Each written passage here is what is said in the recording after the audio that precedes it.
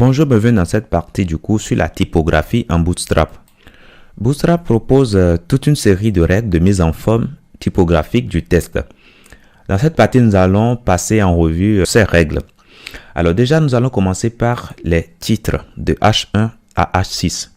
Alors pour ces titres, Bootstrap a proposé des styles spécifiques. Déjà, on peut essayer de voir l'affichage qu'on peut avoir de ces titres. Donc, on va mettre tous les titres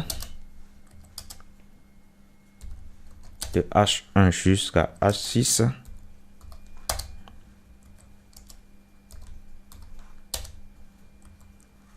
Et puis, le dernier, H6, voilà. Et donc, à l'intérieur, nous allons mettre tout simplement heading de niveau 1. Voilà.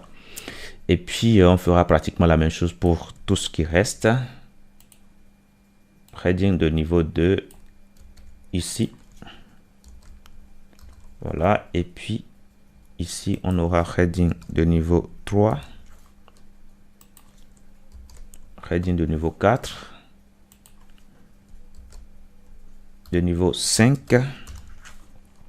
Et puis heading de niveau 6. Alors on va actualiser ici et vous voyez le style que Bootstrap nous propose pour chacun de ces éléments de titre. Alors si on enlève, genre on crée une erreur ici exprès, on va voir ce qu'on a par défaut. Donc par défaut, voici ce qu'on a par défaut. Et maintenant Bootstrap, lorsqu'on ajoute Bootstrap, on aura quelque chose comme ceci, vous voyez. Donc voilà l'affichage que nous propose Bootstrap. On peut regarder explicitement disons les styles que Bootstrap a définis, tout simplement en venant ici sur la flèche et on va maintenant inspecter les éléments. Quand on vient sur H1, on voit que Bootstrap définit directement un font size ici qui est de 2.5 rem. Et puis Bootstrap définit aussi des margin bottom, font weight, etc. etc. Alors, si on modifie ces éléments ici, évidemment, ça aura automatiquement des effets sur l'affichage. Mais le but n'est pas nécessairement de les modifier, c'est de voir directement ce que Bootstrap nous propose. Maintenant, à partir de là, vous pourrez, si vous voulez, personnaliser dans une autre feuille de style. Ce sera à vous de voir, mais par défaut, c'est ce que vous avez. Maintenant, Bootstrap propose aussi les classes, les classes de H1 jusqu'à H6. Alors, quand vous regardez ici sur l'élément H1, on voit que nous avons H1 qui a le style font size 2.5 rem, mais nous avons aussi un élément qui cible un sélecteur de classe H1, vous voyez, qui a aussi les mêmes propriétés. Donc, cela veut dire que au lieu de mettre tout simplement H1 comme ceci, vous pourrez aussi ajouter une classe H1 à n'importe quel élément et hériter des styles que H1 a par défaut. Alors, déjà, nous allons voir tout cela dans un exemple très vite ici. Nous allons tout simplement créer un paragraphe ici.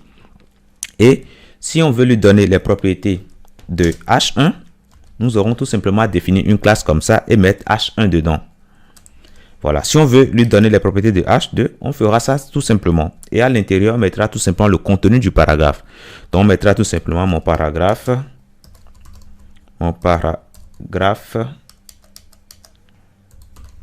voilà, de style H1. Voilà, H2, pardon. Donc, du coup, ici, déjà, on peut changer. On mettra H1. On va enregistrer. Lorsqu'on actualise ici, qu'est-ce qui se passe? On a un paragraphe qui est de style, qui est de même niveau de style que H1, vous voyez. Alors, on peut déjà modifier cela directement ici. Si on met, au lieu de H1, on met H2, vous voyez, ça change automatiquement. Au lieu de H2, on change la classe plutôt à H6. Voilà ce que ça nous donne, vous voyez. Donc, voilà. Donc, ce sera à vous de voir selon le contexte. Soit vous utilisez directement H1, ou soit vous utilisez un élément et à l'intérieur, vous allez tout simplement mettre l'élément qui vous intéresse, l'élément duquel vous voulez hériter les propriétés de style. Maintenant, il faut aussi noter que Bootstrap nous propose aussi quelque chose de très intéressant.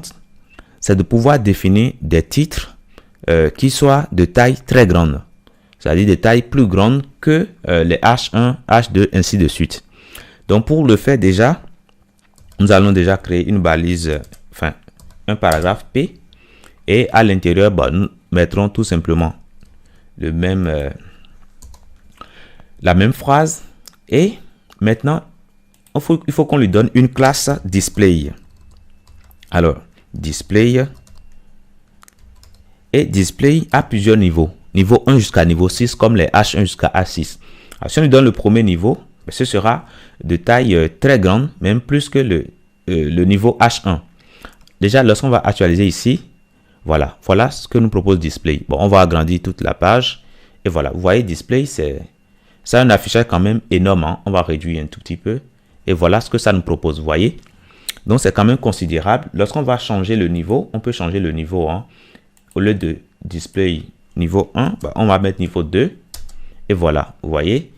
On peut mettre aussi niveau 3. Et voilà. Donc, chaque fois, ça réduit. Maintenant, le dernier niveau, par exemple, le niveau 6. Voilà ce que ça nous donne, vous voyez. Donc, voilà. Si vous voulez des choses beaucoup avec des niveaux plus évolués, c'est-à-dire des tailles d'affichage très grandes, plus que les H1, vous pouvez aussi tout simplement utiliser les classes display selon le niveau qui vous intéresse. Donc, voilà à peu près pour les en-têtes. Maintenant, nous allons parler de la mise en évidence. Alors, Bootstrap propose aussi des classes pour mettre en évidence les paragraphes. Alors, nous allons créer tout simplement deux paragraphes ici. Deux paragraphes P. Voilà. Et un deuxième aussi. Voilà. Donc, nous allons tout simplement mettre un peu de texte. Voilà. Paragraphe 1. Et puis, paragraphe 2. Ici.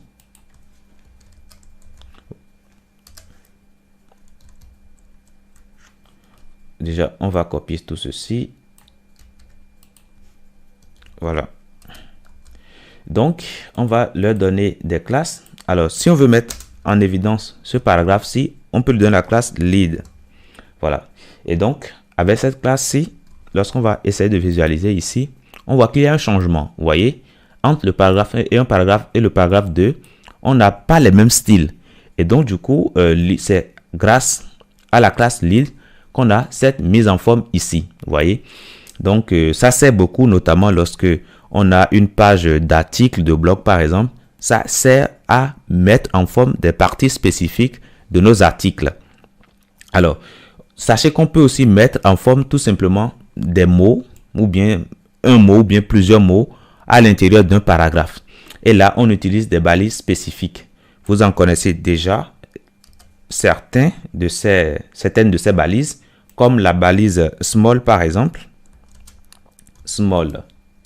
Voilà. Et nous allons mettre tout simplement paragraphe à l'intérieur pour voir ce que ça va nous donner. On enregistre.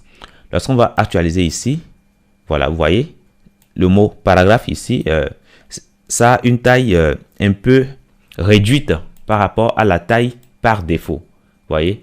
Alors, on peut aussi mettre, au lieu de mettre small, on peut aussi mettre strong par exemple. Et strong va mettre tout cela en valeur. Strong, comme ça. Lorsque nous allons actualiser ici, on voit que le mot paragraphe est mis en évidence, vous voyez. Et là, ça frappe directement à l'œil. Donc, on peut aussi utiliser ces éléments-là. On peut aussi utiliser l'élément EM aussi. EM, on actualise ici. Et voilà, vous voyez, ça prend un style comme italique, vous voyez. Donc, voilà. On peut aussi utiliser, disons, del. Et del nous permet tout simplement de, voilà, de barrer le texte. Donc, voilà quelques éléments de mise en forme des mots que propose Bootstrap. Alors, on peut aussi mettre des éléments, disons, S, par exemple. S. Et ça nous permet aussi de barrer, vous voyez, de barrer l'élément. On peut aussi mettre l'élément ins comme ça. Et ceci, voilà, ça nous permet tout simplement de faire un trait tout juste en dessous de l'élément, c'est-à-dire du mot qu'on veut mettre en évidence. Alors, on peut aussi tout simplement mettre U comme ça.